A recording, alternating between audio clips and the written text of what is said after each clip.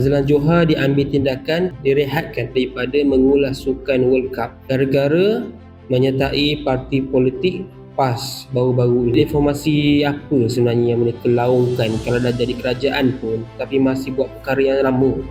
Apa gunanya laung reformasi tapi rakyat tiada kebebasan? Adakah syarat RTM ada menunjukkan bahawasanya tak boleh jadi mana-mana ahli parti politik? Kalau nak ulas sukan tak boleh jadi ahli politik. Ada tak? Kalau ada, cuba tunjukkan. Cuma setahu akulah, RTM ni merupakan sebuah agensi di bawah kerajaan. Kerajaan hari ni ialah kerajaan madani tau. Kerajaan Pakatan Harapan Muda. Kat mana profesional dia? Azlan Johar bukanlah mengulas soal politik ketika beliau mengulas sukan World Cup.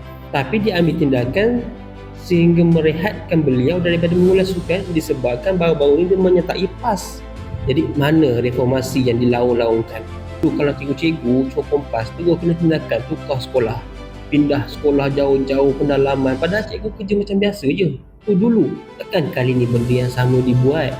Betul lah orang kata reformasi hari ni hanya retorik, laung je tapi cakap tak suka bikin.